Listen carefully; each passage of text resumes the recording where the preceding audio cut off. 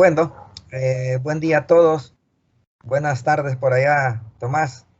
Gracias por aceptar la invitación de participar en estas actividades del Instituto de Investigación en Energía, que las hacemos ya tienen 16 años.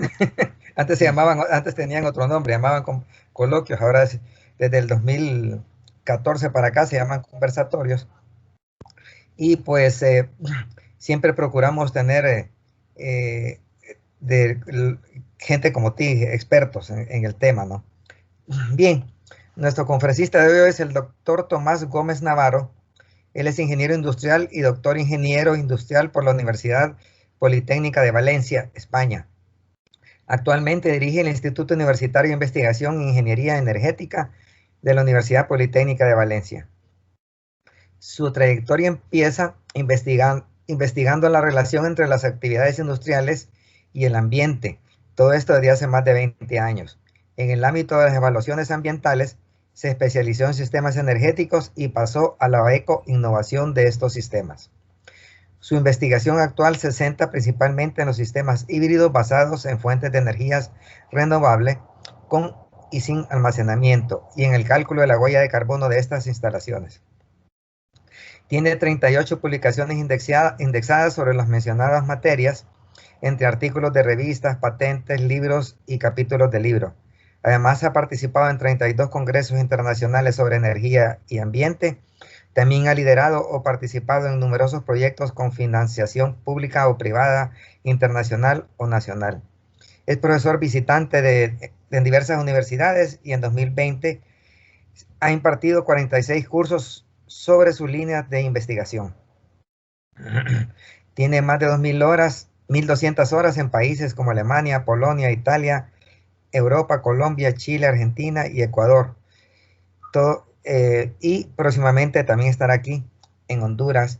Precisamente la conferencia de hoy es relacionada con un proyecto que estamos por empezar en una de esas comunidades postergadas, ¿no? Del desarrollo durante, bueno, desde siempre, ¿no?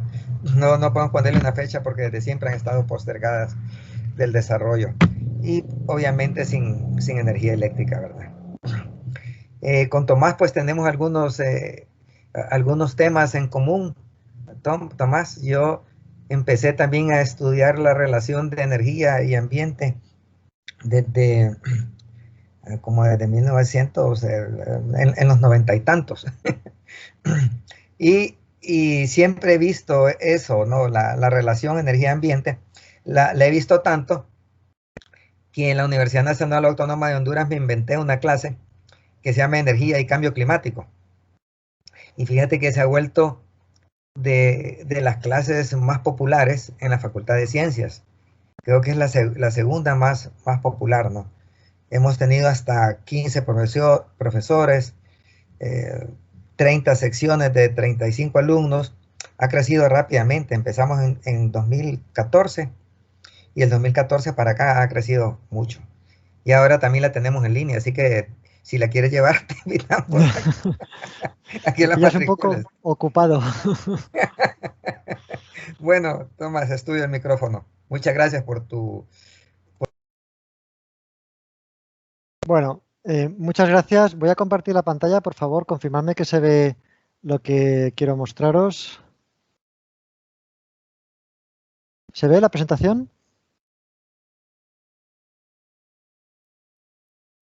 Hola, no veo el chat. Sí se ve. Ah, muy bien, gracias. Tenéis que decírmelo de voz porque como estoy invitado no veo el chat. Bueno, pues perfecto. Pues en primer lugar, muchas gracias a ti, Marco Antonio, y a tus compañeros por organizar esta interesante conversatorio, espero que interesante.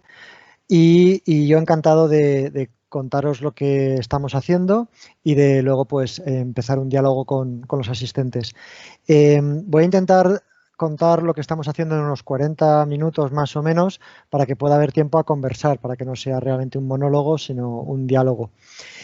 Como bien decías, yo soy especialista por así decirlo, en evaluación ambiental, pero también técnica económica de redes híbridas, pero no exactamente en el cálculo. Entonces, todo lo que os voy a contar lo hemos hecho en equipo, yo dirijo este proyecto, pero ha sido un trabajo en equipo en el que por un lado tenemos contrapartes en Honduras que nos han ayudado mucho, como por ejemplo Marco Antonio, pero también otras, y luego están mis compañeros del instituto que también me han ayudado. Digo esto para adelantar que no soy especialista en cada uno de los temas que voy a tratar, pero bueno, en lo que pueda contestaré vuestras preguntas encantado.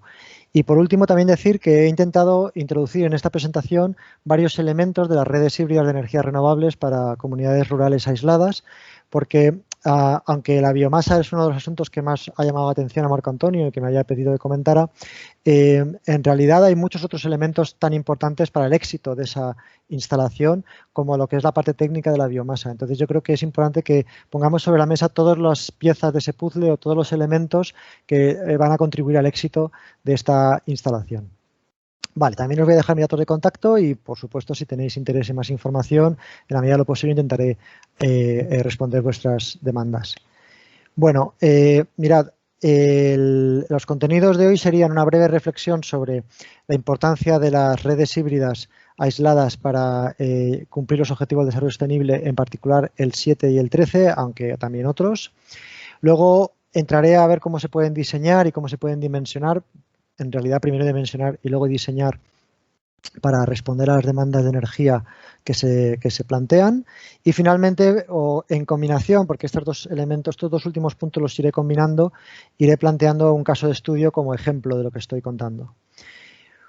Bueno, como os decía, efectivamente tenemos unos objetivos de desarrollo sostenible muy importantes que todos debemos acometer y la energía está muy relacionada con prácticamente todos, como enseguida contaré.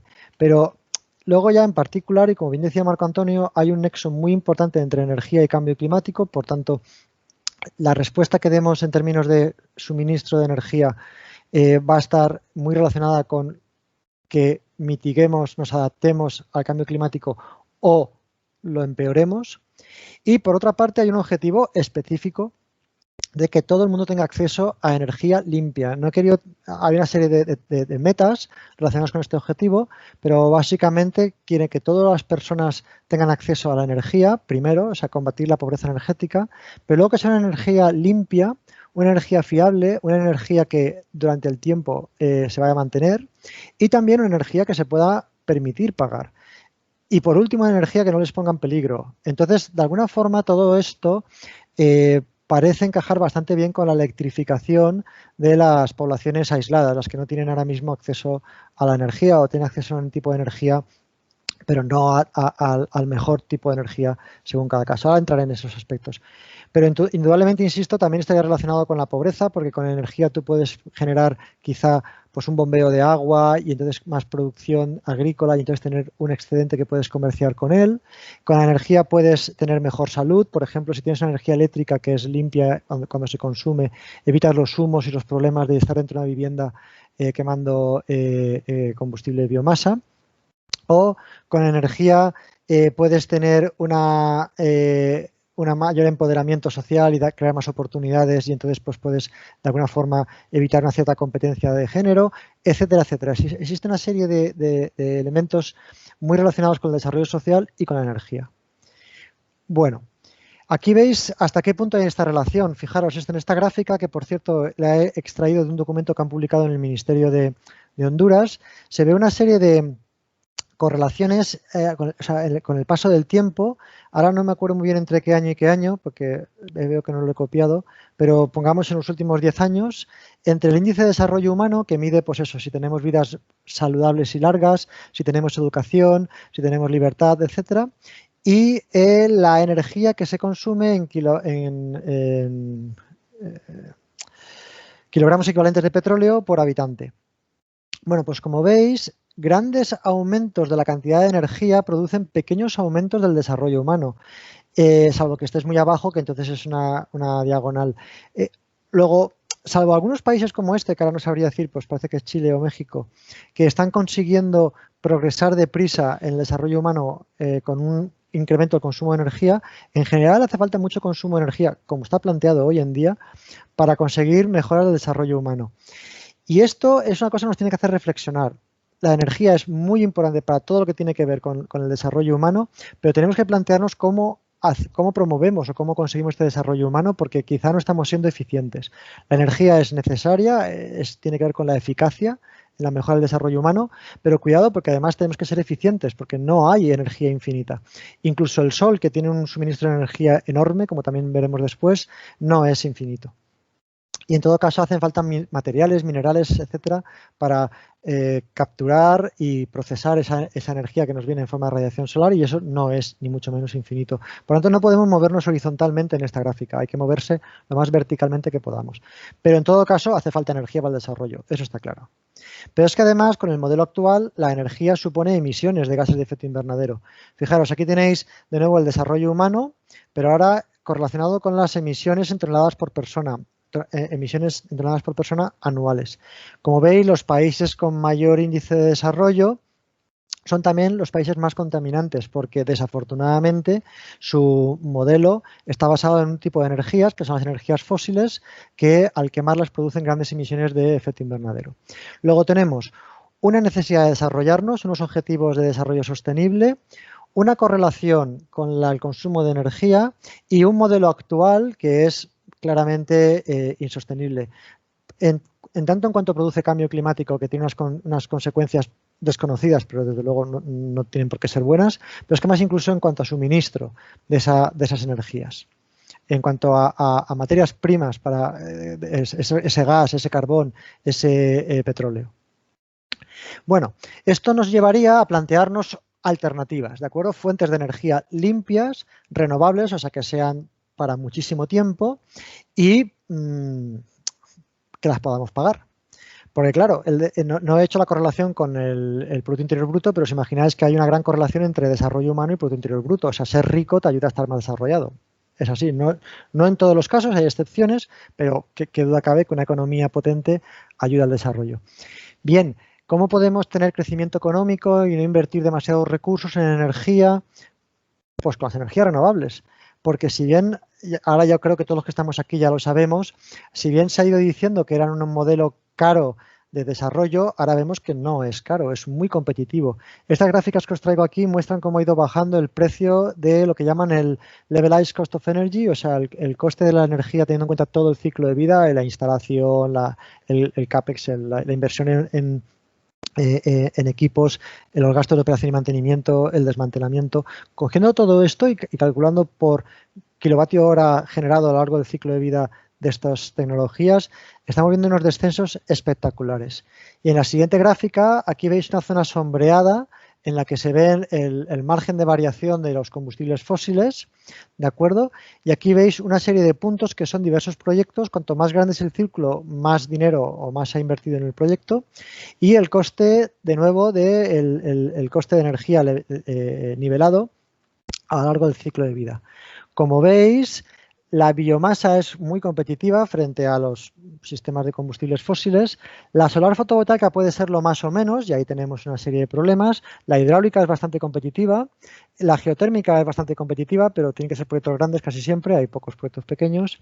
Y luego la eólica, pues la offshore, la que está en el mar, pues es más cara, pero la que está dentro es competitiva. Luego, realmente, estas dos gráficas nos vienen a decir que hoy en día apostar por los combustibles fósiles para el desarrollo es discutible, cuando menos muy cuestionable, ni mucho menos lógico, ni siquiera desde el punto de vista económico, ya no hablo del ambiental. Pero es que además tenemos que plantearnos qué tipo de riqueza queremos generar. Los sistemas centralizados tienen la ventaja de que son relativamente sencillos de gestionar, pero a la hora de la verdad generan mucha menos riqueza que los sistemas descentralizados o al menos los basados en renovables. Diferentes publicaciones como esta que os traigo muestran gráficas como estas en las que se ve los trabajos generados por gigavatio hora, los trabajos que se han producido, el empleo que se ha producido por gigavatio hora de electricidad generada, y se observa que cuanto más renovable, más trabajo se genera, y cuanto más centralizado, menos. Luego, estaríamos hablando de un modelo de desarrollo que además generaría empleo y generaría riqueza local.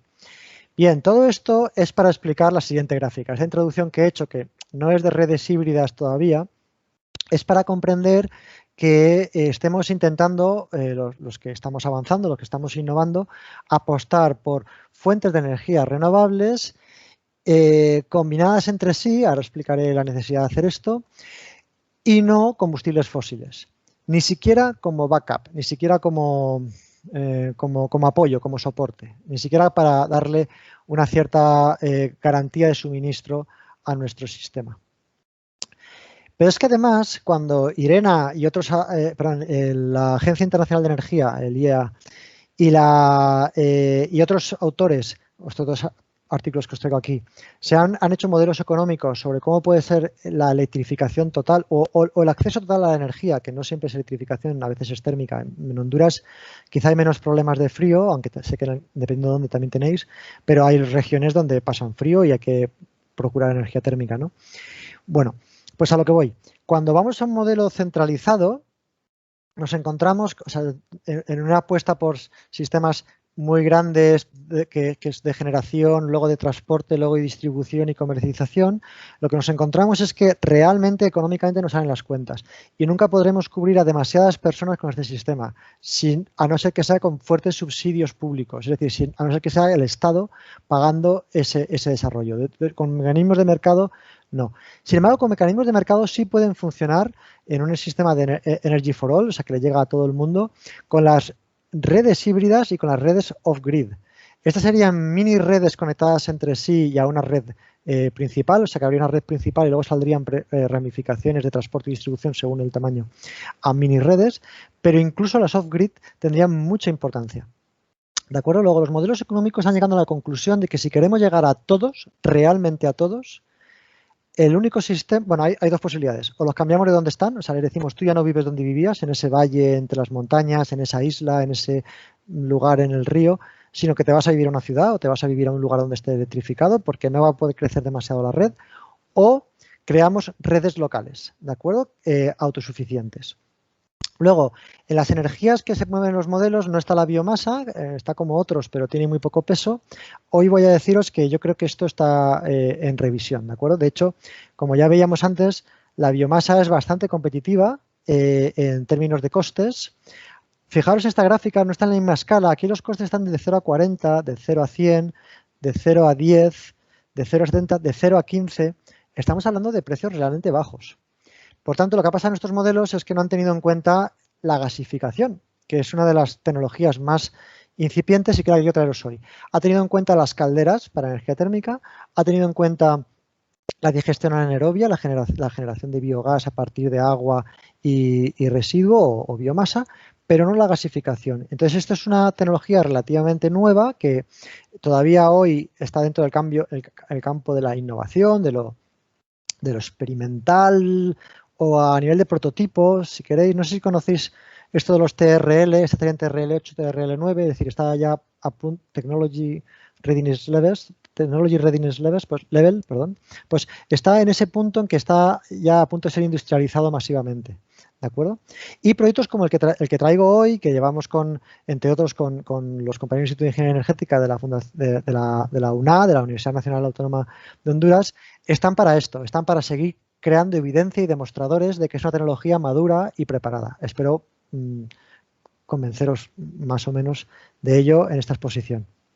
Bien, pues como os decía, si queremos que realmente todo el mundo tenga acceso a la energía y no queremos obligarles a moverse de donde viven, queremos permitir que sigan viviendo donde siempre han vivido, la solución va a tener que ser un gran porcentaje de redes locales autosuficientes.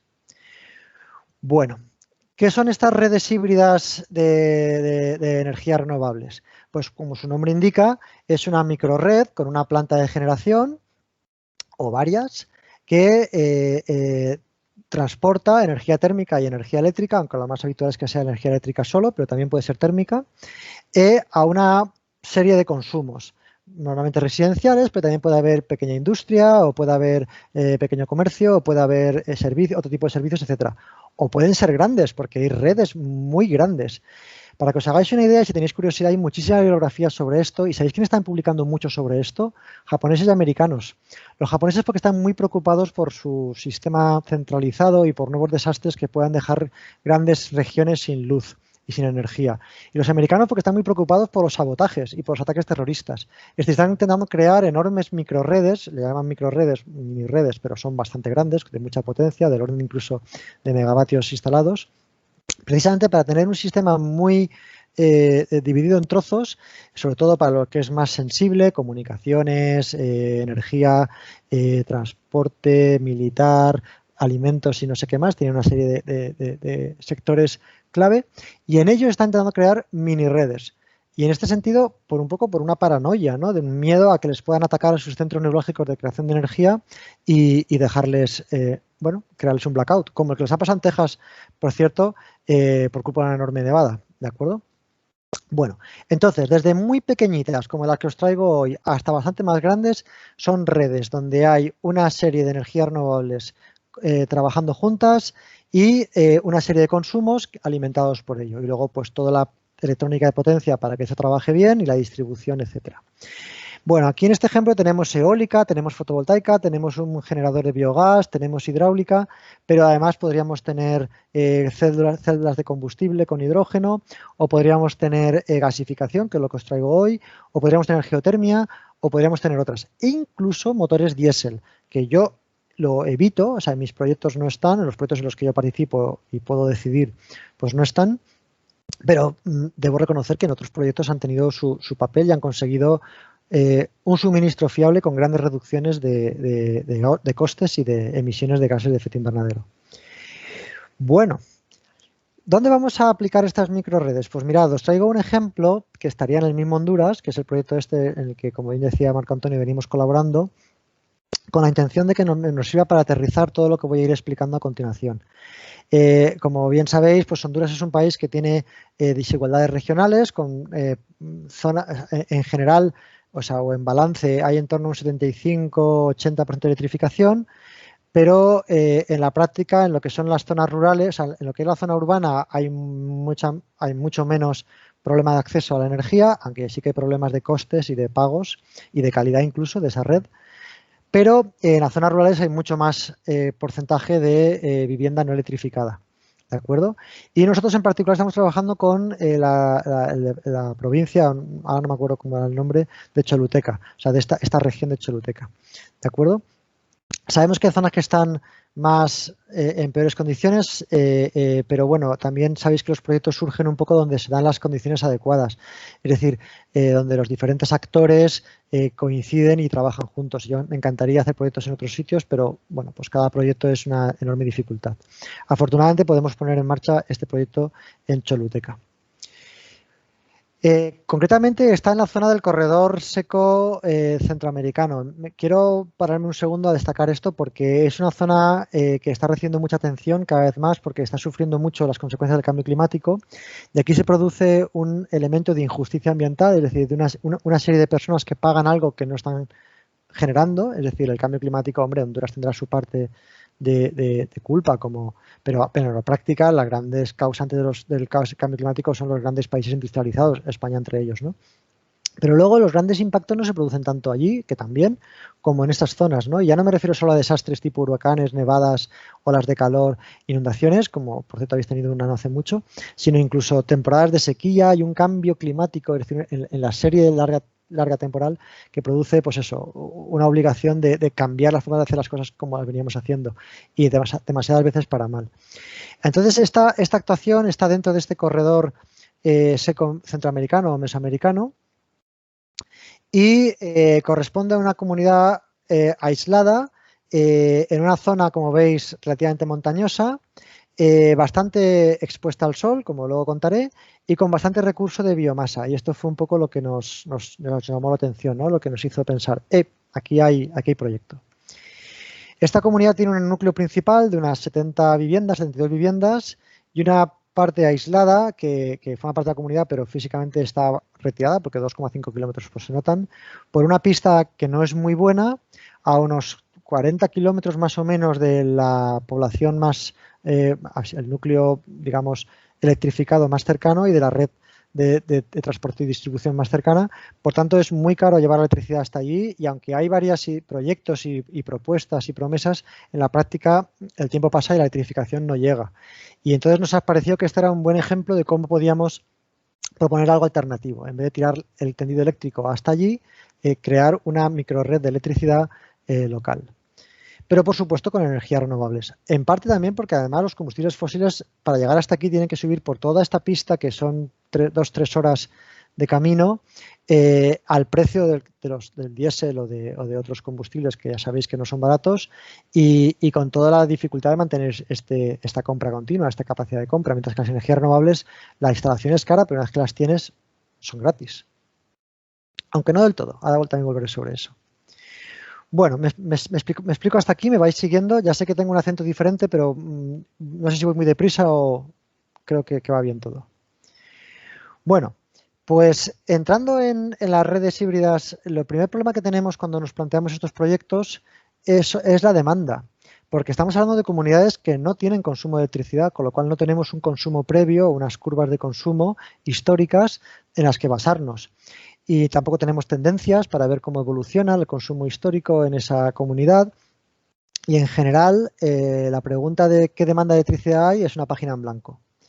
Hay metodologías para ello, como por ejemplo la de la cooperación alemana, que tiene un libro que a nosotros nos gusta mucho y lo hemos utilizado para este proyecto, que se llama What Size Shall It Be, y que con unos cuestionarios te ayuda a definir pues, una serie de escenarios, un escenario ideal donde todo va muy bien y consiguen pues, equipos eléctricos y otro tipo de aparatos y efectivamente tienen una producción agrícola en excedente porque tienen bombas de agua y pueden poner en cultivo más zona y además pues consiguen ingresos extra, con lo cual pues pueden pagarse procesos productivos de transformación de los alimentos para darle valor agregado. Todo esto sería un escenario ideal.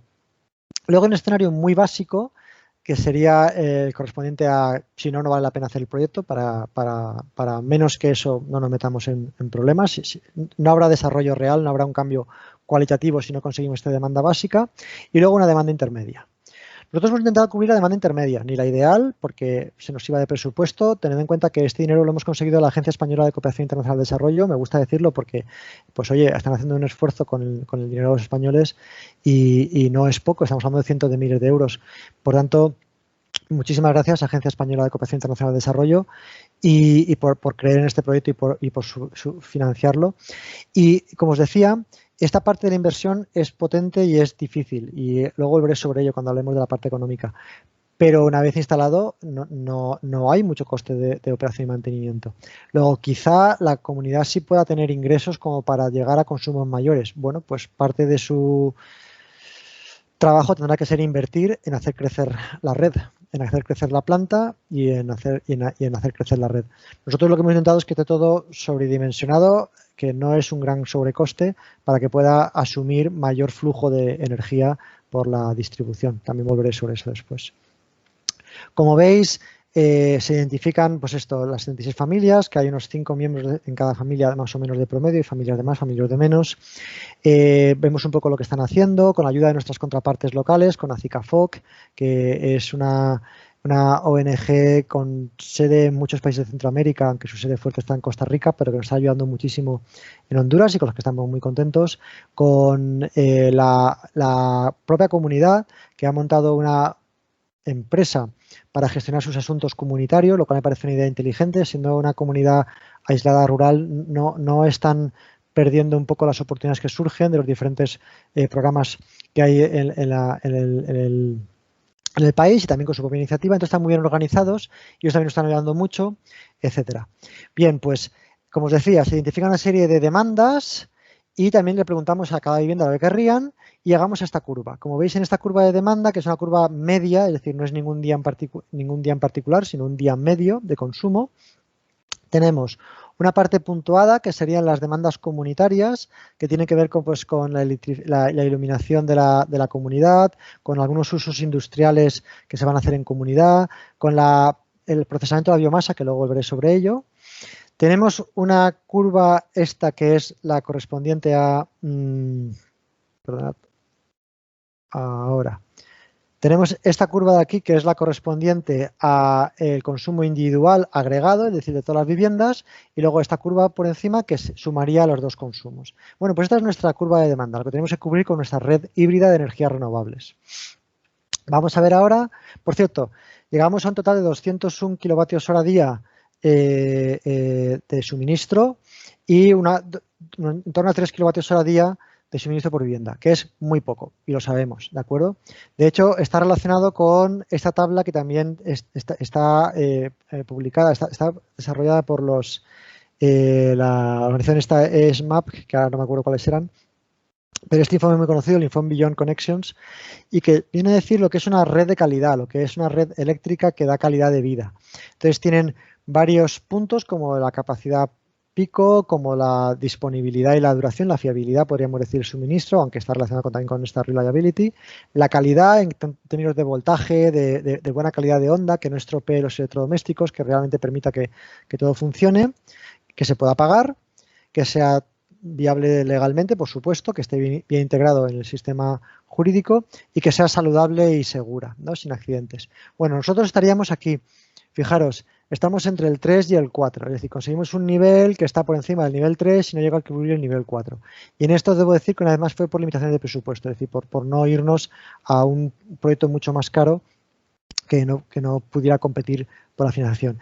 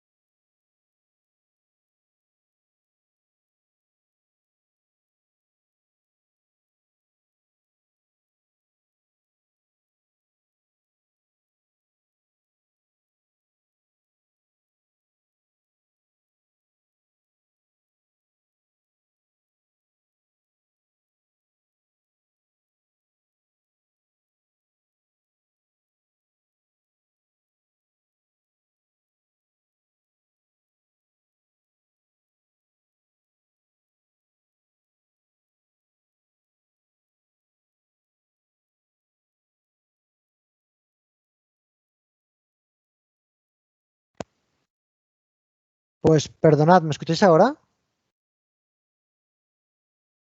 Hola, pues no sé lo que ha pasado. Ahora sí te escuchamos.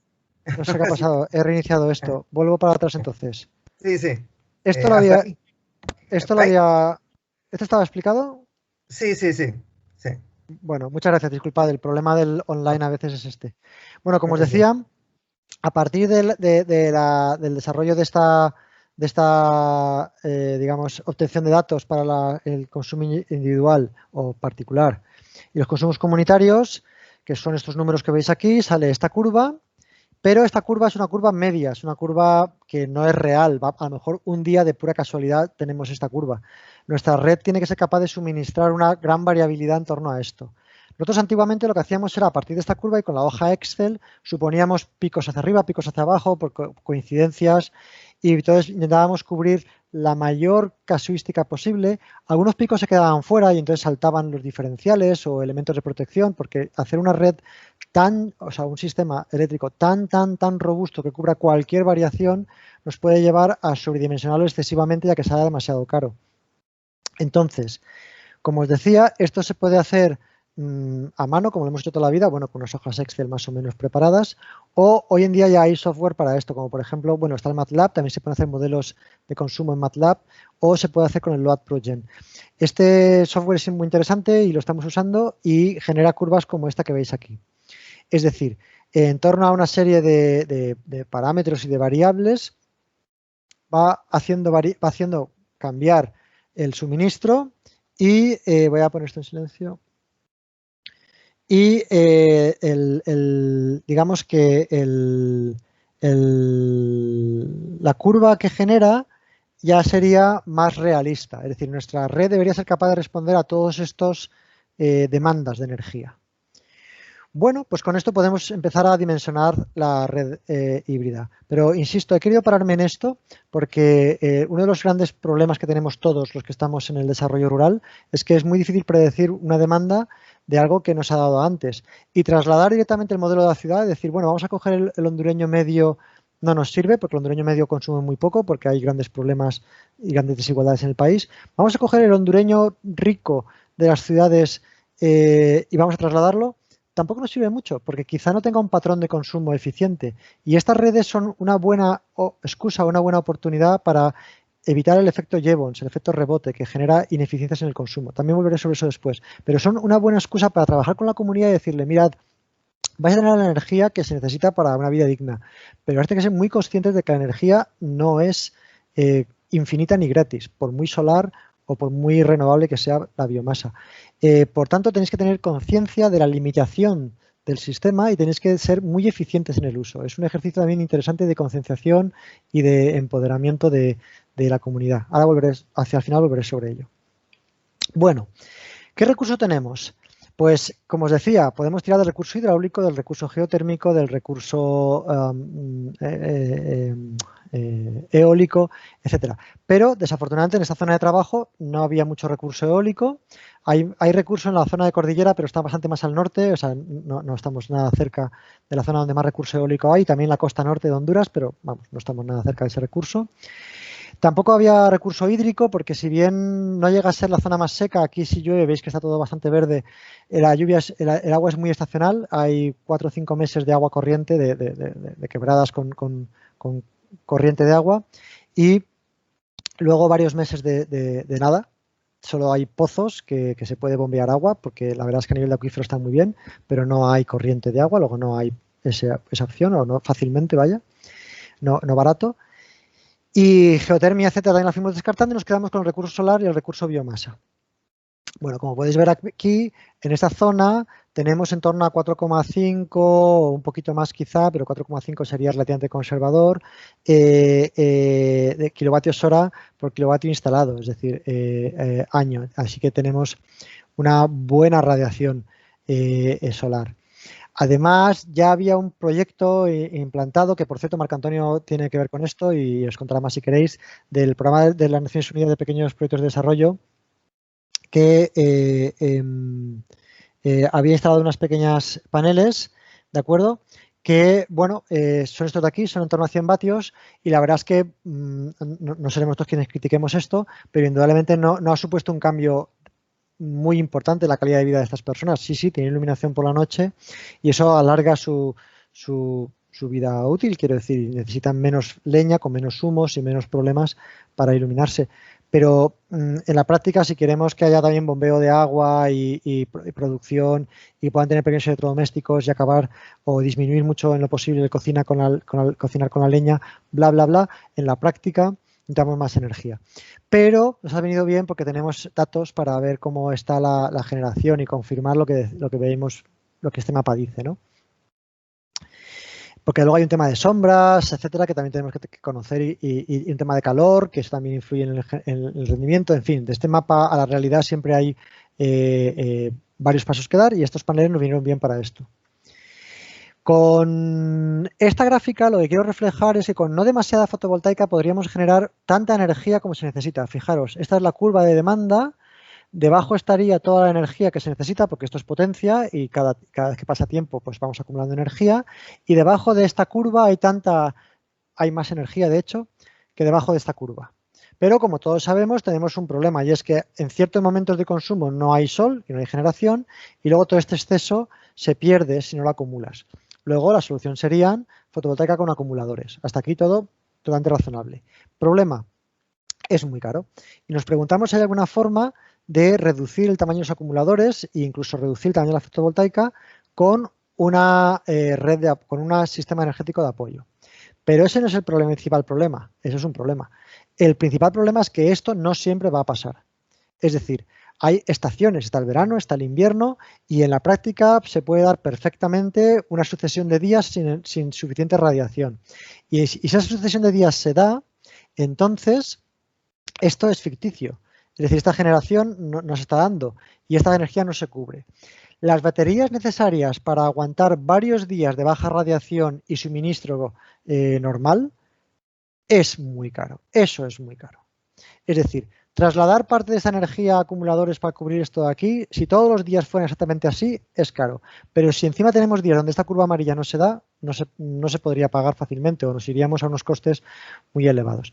Esto es lo que dicen que es que la energía estocástica, como la solar, la eólica, no es despachable, no funciona cuando queramos. Por eso es importante combinar energías no despachables con energías despachables, como por ejemplo la hidráulica, si está bien, si se puede almacenar y hacerla funcionar a tu gusto, o la biomasa.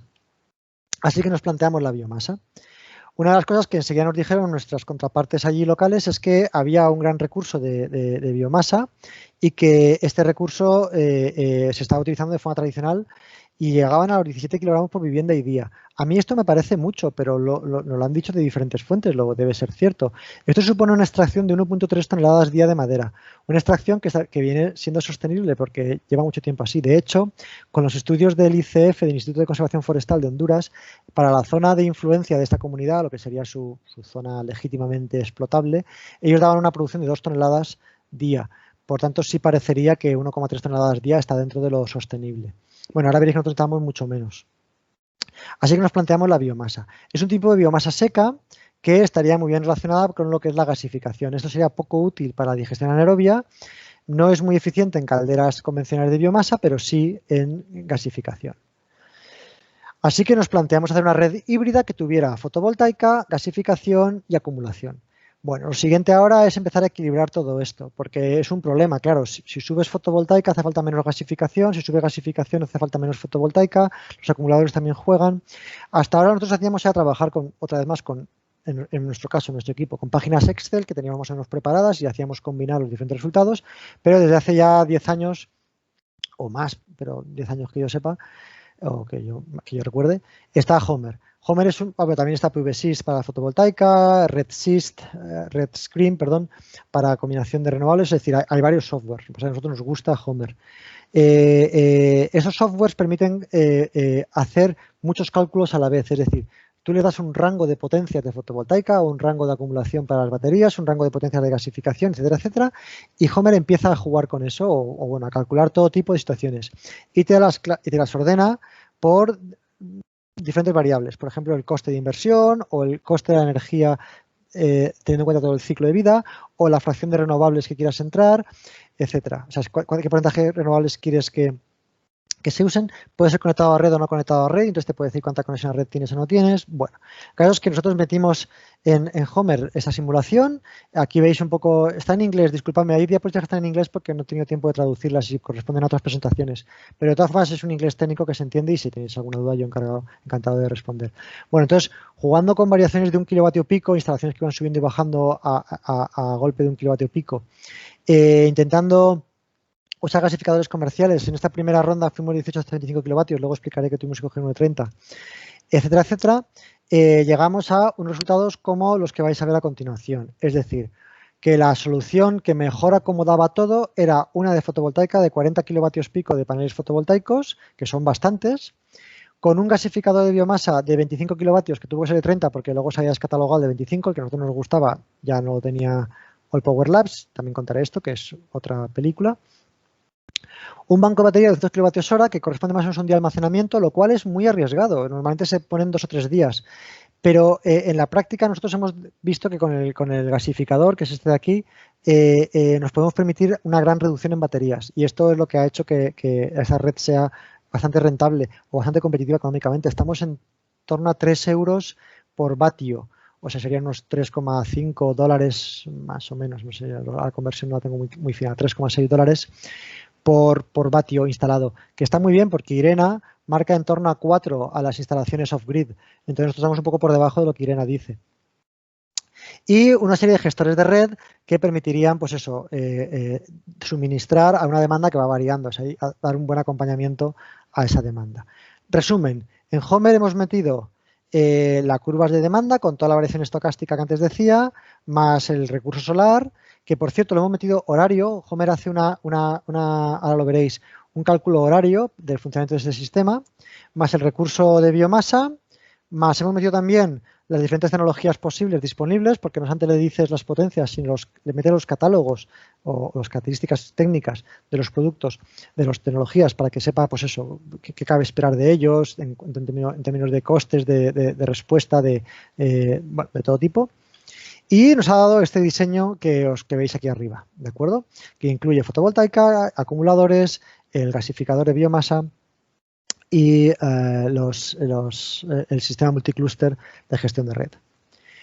Bueno, debo deciros que esto es una simplificación, aquí hay trabajo, porque por ejemplo Homer tiene muy clarito cómo se meten los sistemas fotovoltaicos, los acumuladores, todo lo que es el AC coupling o el acoplamiento en alternativa, que en nuestro caso es un acoplamiento en alternativa o en continua, pero no tiene nada claro cómo se mete un gasificador, pero el gasificador es una tecnología nueva, por eso la Agencia de Cooperación nos ha financiado este proyecto, porque es una forma de ir abriendo camino, una tecnología de mucho potencial para el desarrollo rural, ¿de acuerdo? Entonces lo que tuvimos que hacer fue decirle a Homer que su digestor anaeróbico, que eso sí lo tiene claro el software, en realidad es un gasificador. Y aquí tenéis un algoritmo de todos los elementos que hay que ir metiendo, bueno, ni siquiera todos, solo la mayoría, que hay que ir metiendo para que Homer haga una buena simulación del funcionamiento del gasificador. Esto es diseño típico de instalaciones eléctricas o de plantas de generación en este caso. Antes lo hacíamos con otros sistemas de cálculo y ahora pues con Homer tenemos la posibilidad de hacer este dimensionamiento. Y aquí ves cómo funciona o cómo Homer cree que va a funcionar esta red. Vamos por partes. En un primer lugar tenéis esto de aquí, que corresponde a unos días 23, 24 hasta el 29 de junio. Como veis, aquí tenemos una curva azul, que está aquí abajo, que es la demanda de energía de la comunidad, ¿de acuerdo? Que esta viene con este eje de aquí, son los kilovatios. Si os acordáis de esto, la comunidad pedía, a ver si lo puedo enseñar rápidamente, hasta en torno a 18 kilovatios pico de potencia, ¿de acuerdo? En determinados momentos. Puede haber algunos picos mayores, luego lo hemos visto, hasta 25, etcétera, por temas de coincidencias, ¿no? Pero esas curvas, que son las que veis aquí ahora, a ver si llego de una vez, son las azules. Bueno, en la línea amarilla lo que veis es la generación con fotovoltaica, que es esta línea amarilla que viene por aquí. Y aquí tenemos el caso de 3 días o 2 días, mejor dicho, de poca generación con fotovoltaica, o sea, de muchas nubes. Son 2 días y pico, porque aquí tampoco es demasiado alta. Entonces, ¿qué ocurre? Que las baterías, que es la línea roja, se van descargando. Y no queremos que las baterías se descarguen demasiado. Primero, para no cortar el suministro. Y segundo, para no acortar la vida útil de las baterías. Los hemos fijado en un límite del 30%. Por tanto, debe entrar el sistema de apoyo, el sistema de backup, que podría haber sido un diésel, pero nosotros hemos puesto un gasificador. Esta curva verde es el funcionamiento del gasificador. No hace falta, no hace falta, no hace falta, no hace falta. Sí hace falta. Entra, carga las baterías, como veis en la línea roja, y cuando las baterías son suficientemente altas de carga, se desconecta, se sigue descargando la batería, porque sigue la demanda, la línea azul, entonces entra de nuevo gasificador, carga de nuevo y ya se acopla o ya se simultanea con la generación fotovoltaica y ya pues ya no hace falta gasificador en los siguientes días. Esto, aquí veis los meses, enero, febrero hasta diciembre. Esta es la generación de fotovoltaica. Aquí veis que hay unos meses de más generación y unos meses de menos generación. Y estos son los días de junio de poca generación. Es ahí donde nos hace falta este sistema soporte o un enorme banco de baterías. ¿De acuerdo?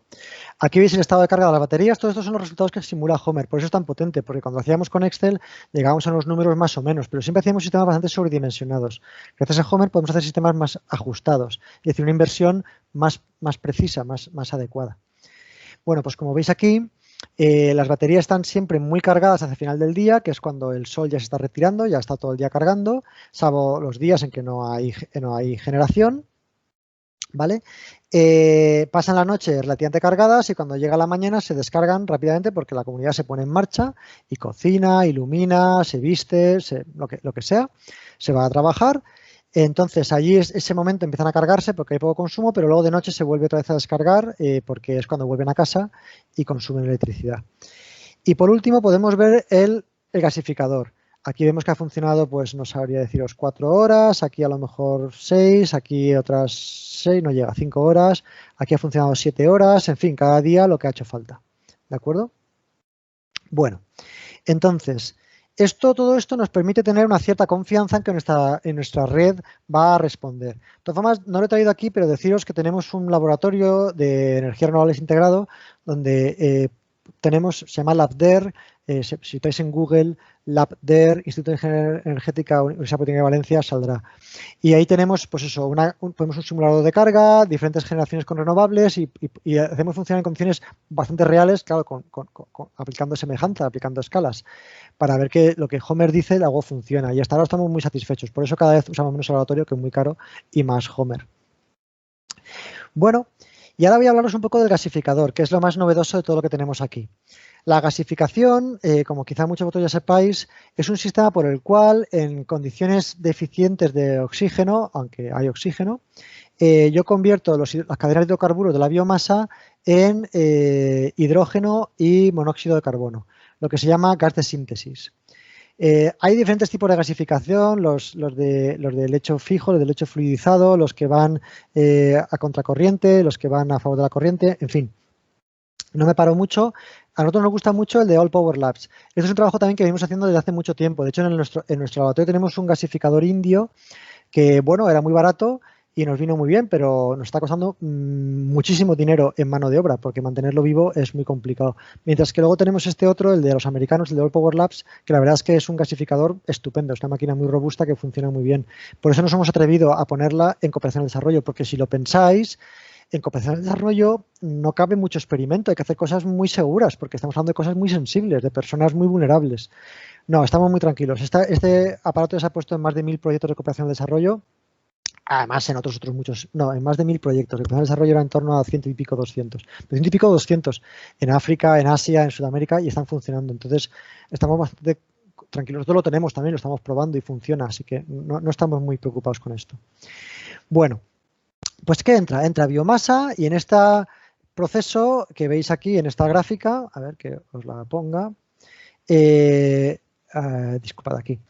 Se va convirtiendo en una serie de productos que básicamente, insisto, con una gran presión y temperatura y en unas situaciones de déficit de oxígeno, algo de oxígeno hay para que se produzcan reacciones exotérmicas y se rompan los enlaces de hidrocarburos, o sea, para que se oxiden los enlaces de hidrocarburo, pero en la práctica no hay una oxidación total, porque si hubiera una oxidación total es una caldera, estaremos quemando biomasa como toda la vida. No, aquí lo que generamos es una pirólisis que o este primer paso, que luego da lugar a un cracking y en la práctica lo que genera es un gas que tiene hidrógeno, como os decía, monóxido de carbono, fundamentalmente, y luego también pues tiene algo de dióxido de carbono, porque desafortunadamente algo se oxida además, tiene algunos hollines, etcétera.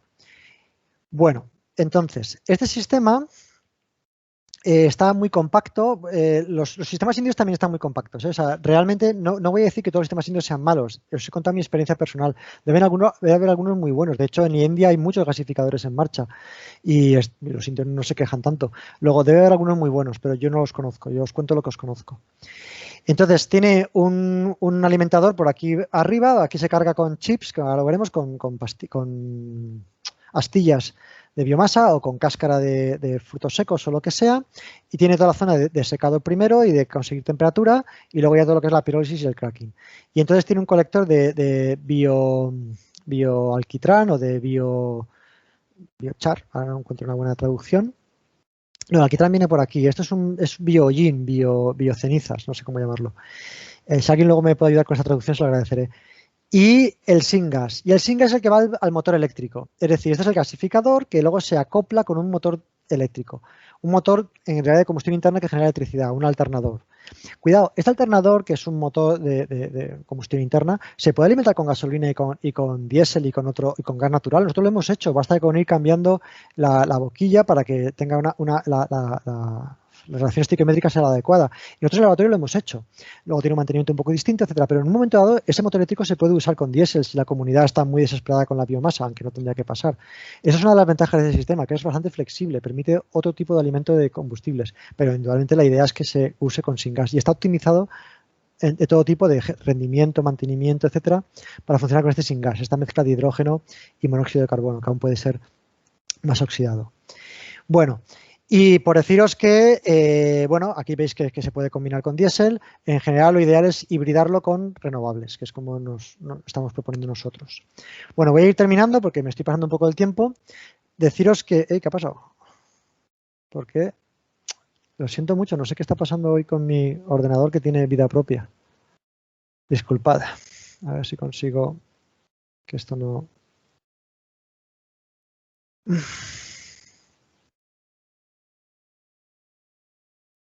Normalmente no me da problemas. Yo doy clase, en fin, no sé qué está pasando hoy, pero bueno. Termino.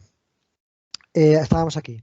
Se ha probado con todo tipo de residuos de biomasa, tienen que ser secos. Si son grandes hay que astillarlos y entonces hay que comprarse una trituradora como esta, que son trituradoras relativamente baratas, valen $1000 y poco y son eléctricas, pero está bien porque las hemos hecho funcionar en las horas centrales del día. ¿Os acordáis de la curva de demanda y la forma que tenía? Parte del pico de la curva de demanda, ¿dónde estás? Curva de demanda, a ver. Parte de este pico corresponde a ese funcionamiento de la trituradora que genera la biomasa adecuada para generar las astillas de biomasa adecuadas para el gasificador.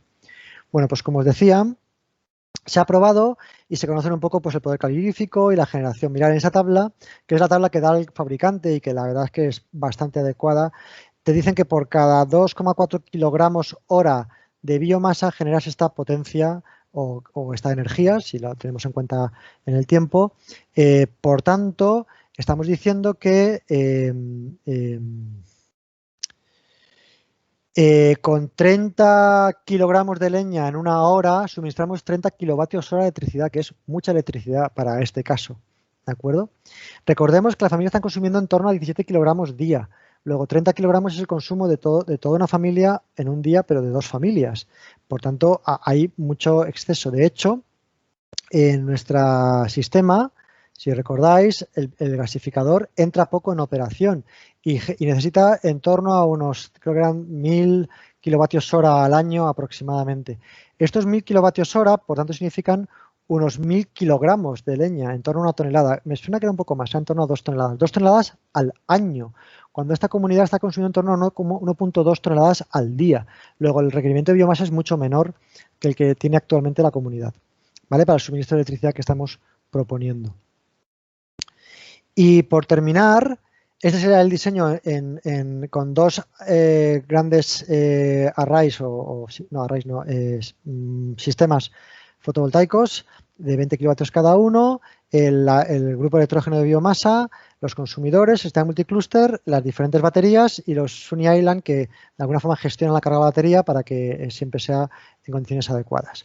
Voy a acabar haciendo algunas reflexiones sobre que esto es mucho más que tecnología. Para empezar, tenemos que tener cuidado con todo lo que es la cultura local, la interacción con otras comunidades, etcétera. Estos proyectos son proyectos muy transformadores, de gran impacto y hay que tener mucho cuidado. Hay que estar en todo momento trabajando con todos los que saben de esto, con contrapartes locales y, por supuesto, con la comunidad. Nuestro compromiso con la comunidad siempre ha sido el de ayudarles en todo lo posible y, además, sembrar las semillas o poner en marcha los procesos adecuados para que ellos se empoderen de esa tecnología, es decir, ellos gestionen esa tecnología. La parte más técnica, pues contratándose a algún técnico de Choluteca o de alguna otra ciudad cercana que pueda subir de vez en cuando a la comunidad para sistemas para temas muy específicos, y el mantenimiento general, la alimentación del gasificador, etcétera, etcétera, lo hacen ellos.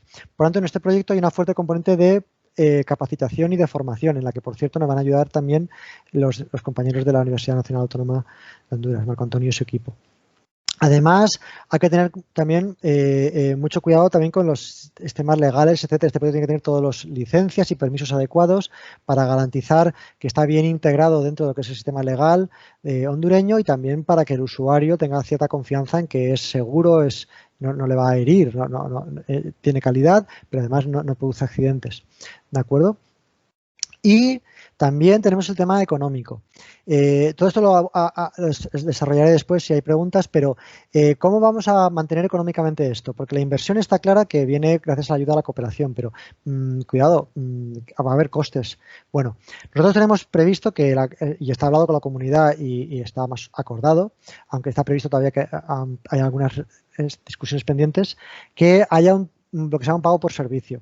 Este pago por servicio tiene varias modalidades. Por ejemplo, algunos pagarán en lempiras, en moneda, por la electricidad, porque podrán permitírselo. De hecho, ya tienen algunos costes, la comunidad tiene costes de energía, paga baterías para sus linternas, para sus radios, para sus alimentadores de sus móviles, etcétera. Pagan queroseno, pagan velas, es decir, todos esos costes ahora sería traducirlos a costes por electricidad, o sea, perdón, pagos por electricidad.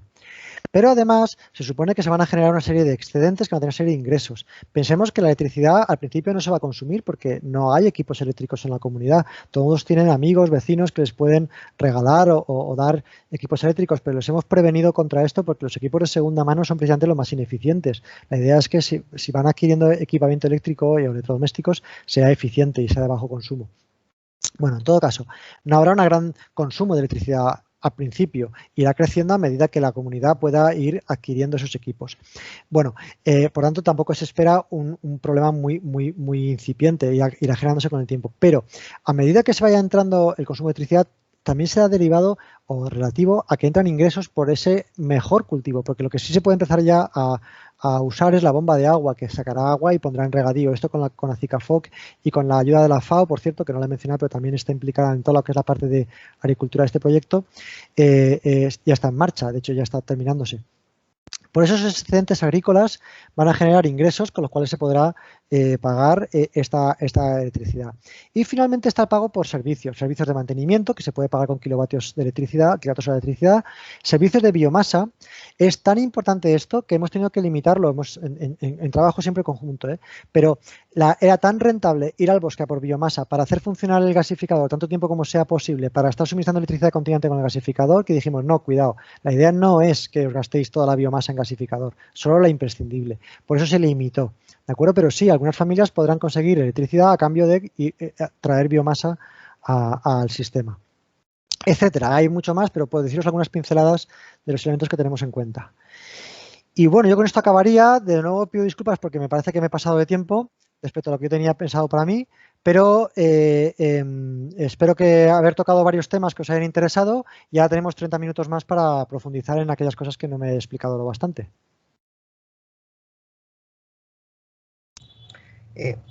Gracias, Tomás. No, todo bien, no te has pasado de tiempo. Todavía tenemos, creo que unos 27 minutos. Pero eso es suponiendo que no hay conversación, que solo hay un monólogo. Sí, sí, verdaderamente que muy interesante, muy ilustrativo tu conferencia. Muchas gracias, Tomás. Fíjate que nosotros cuando estuvimos metidos en la primera parte de este proyecto con el PNUD, ¿verdad?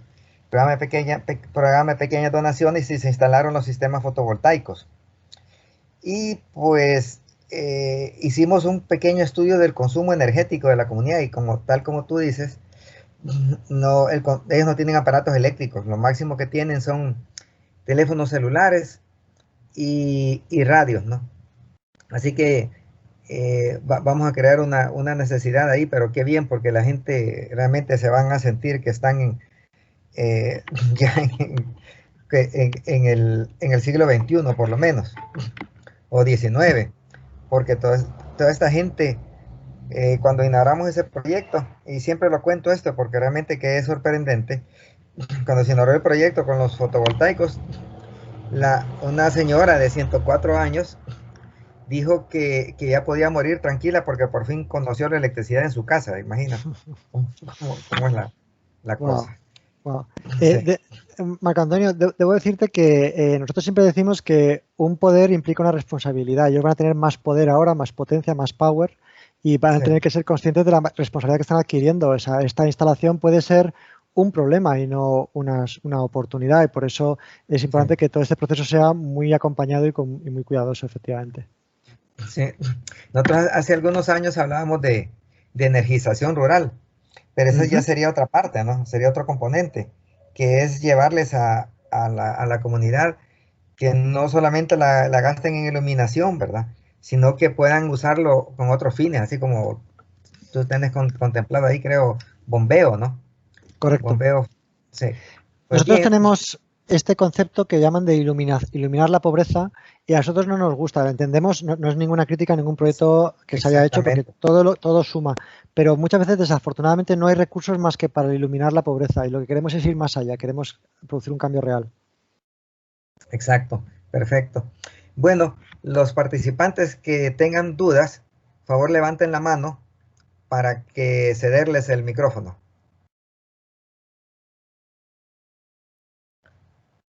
Dudas o preguntas o temas específicos que les interese, por favor levanten la mano. Ahí está Jorge Alberto Peña ya.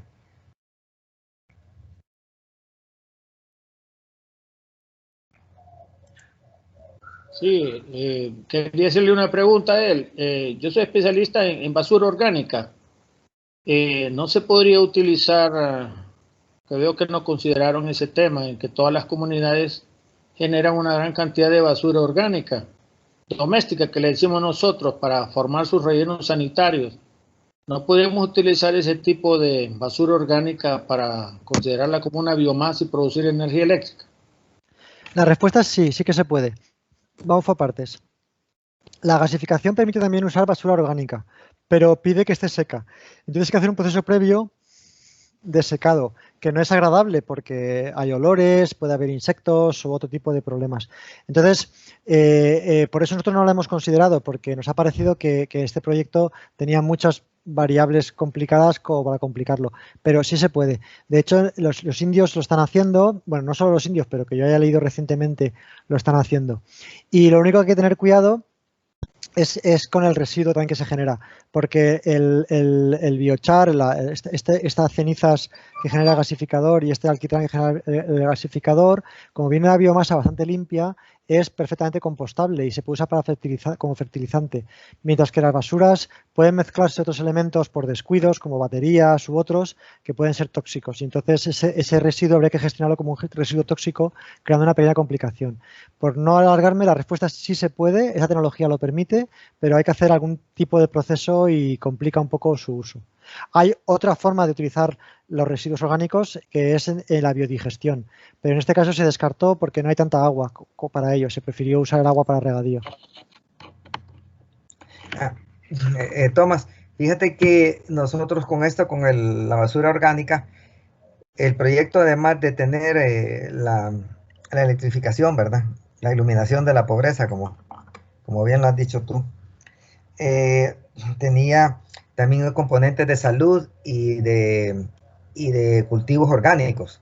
Entonces toda la basura orgánica se les entrenó para que con esto pudiera hacer compost y mejorar pues su dieta, ¿no? Entonces ahora la gente de esta comunidad tienen cultivos es verdad. de hortalizas, ¿verdad? Se me olvidaba, Marco Antonio, tienes razón. En esta comunidad además no tenemos recurso basura, porque no es un recurso, es un compost, efectivamente. Hay muy poquita basura orgánica como tal, casi todo se reaprovecha.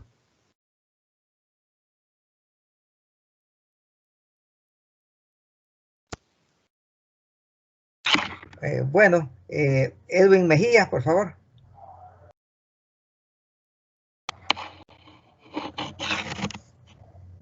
Hola, buenos días. Gracias, doctor Gómez, por la presentación. Yo tengo una pregunta en cuanto al tema de los costos. Entiendo el Homer, bueno, calcular la alternativa de menor costo presente neto y podemos calcular el costo nivelado de la energía.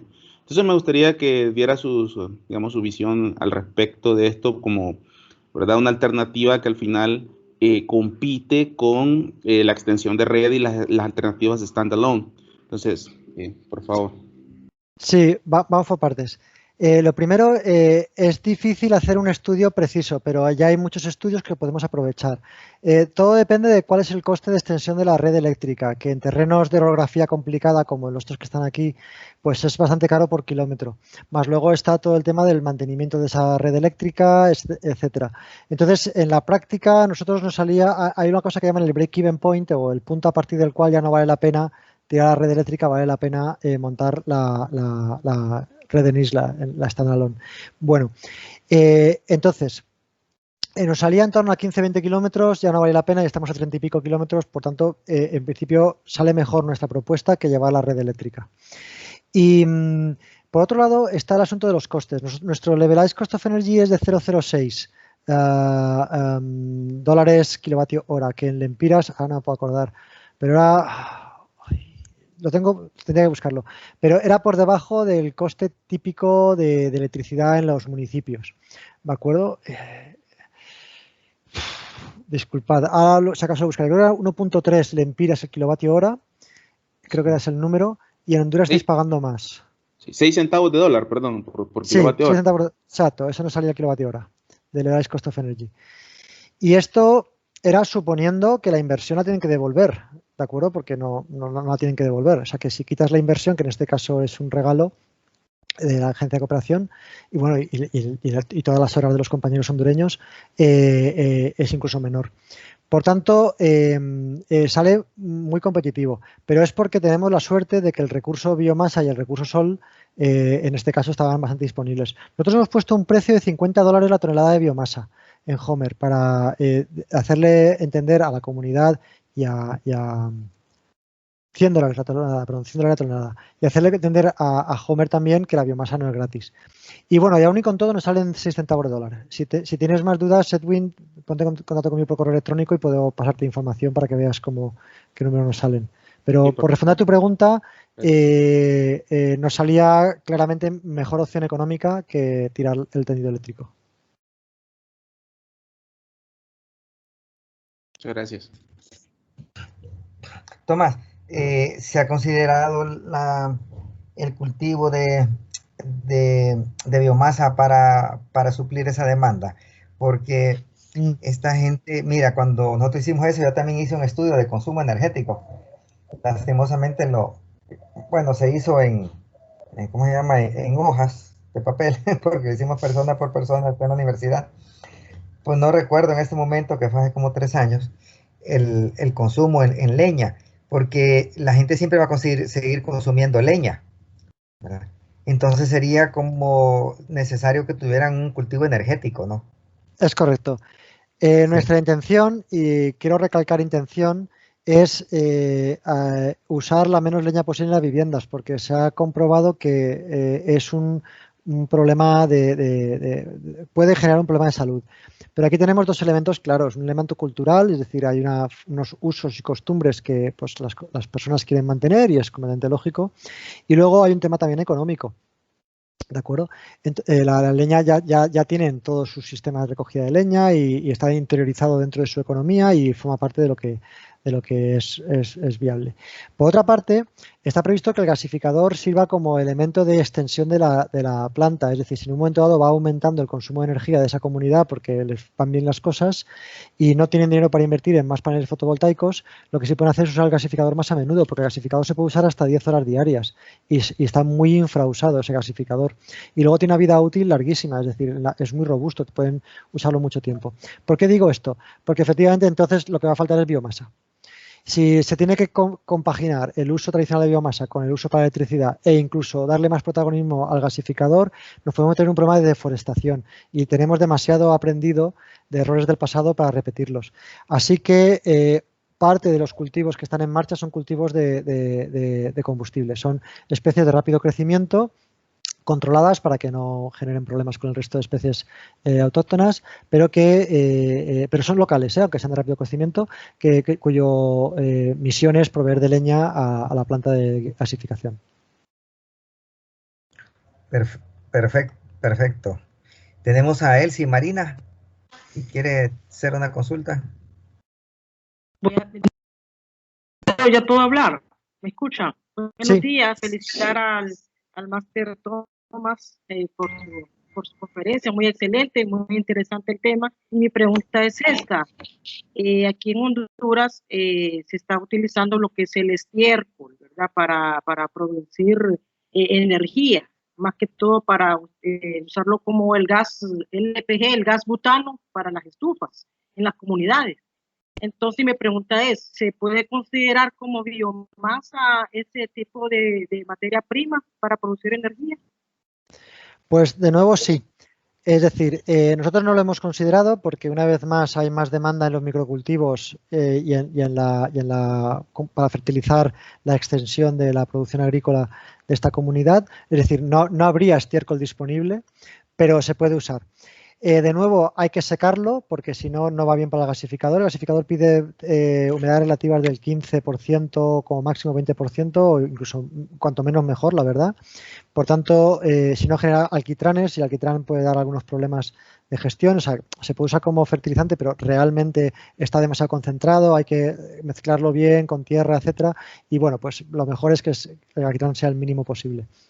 Bueno, pero también lo más normal es que ese estiércol, como tiene tanta humedad, se mezcle con agua y genere en digestión anaerobia este LPG que usted mencionaba. Entonces nosotros no hemos previsto en esta comunidad eso, pero el biogás es una fuente de energía madura y conocida y habitual en las redes híbridas de energías renovables. Y si hubiéramos tenido más agua, quizá hubiera sido una opción que hubiéramos probado en esta comunidad, pero no había un suministro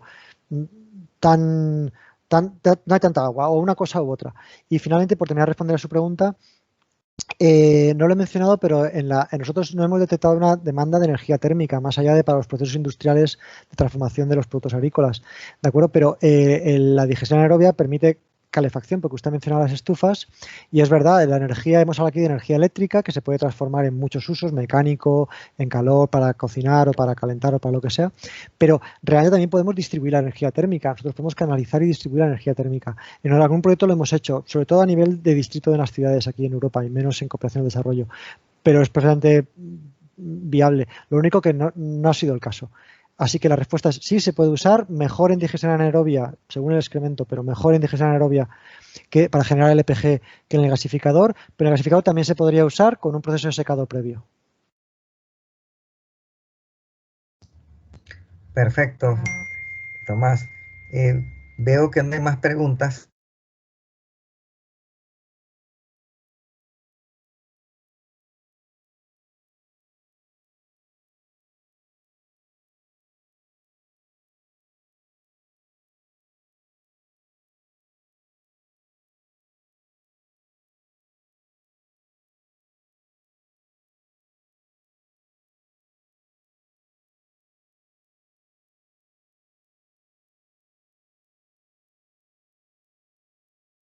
Hola, me parece que hemos perdido a Marco Antonio, ¿no?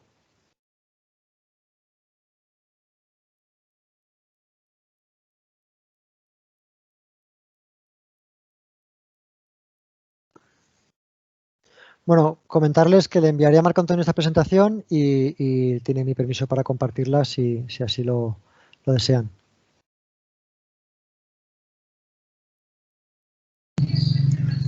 Bueno, creo que tuvimos algún problema con el micrófono del doctor Marco.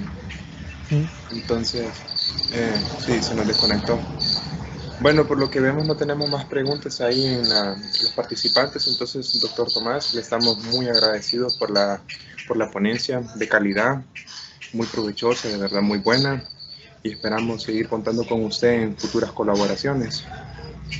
Es para mí también un placer porque además es mi primera experiencia en Honduras y es un país con el que ya vengo trabajando tiempo, ya tenía ganas de empezar a interaccionar de otra forma, no solo en trámites administrativos y conseguir financiación, así que a vuestra disposición. Todos estos temas me gustan mucho y siempre me encontraréis disponible. Hola. Marcos, vuelto. Sí, parece que perdimos señal. No sé qué habrá pasado, pero aquí estoy ya. Y creo que solo estamos nosotros, o hay más. No, aquí estamos todos, profesor Marco. Hay 80 solo yo tengo un problema con micrófono. Ajá.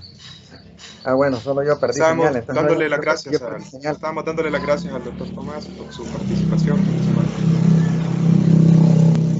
Bueno, Tomás, entonces, muchísimas gracias por tu participación. ¿Cuándo estimas que vamos a poder hacer realidad el proyecto ya? Buena pregunta. Después de las firmas y todo lo demás. Como sabes, hemos tenido dos problemas. Uno, la pandemia, que lo tiene todo el mundo, y otro la burocracia terrible de mi institución, un poco también la tuya, y la agencia de cooperación. Pero yo creo que estamos viendo ya la luz al final del túnel, así que yo creo que para marzo, finales de marzo, principios de abril, claro, Semana Santa, bueno, en pocas semanas ya estaremos haciendo este primer viaje de arranque, de ejecución del proyecto, y bueno, ya te avisaré para que nos reunamos, en fin. Ya queda poco, ya cada vez queda menos, claramente. Qué bien. Aquí en el chat, también, en la conferencia también está Francisco Ruiz, que también va a ser parte del equipo, además de Brian y yo, y vamos a, pues, a unir más gente para que este sea un éxito total. Pues os agradezco mucho todo el apoyo.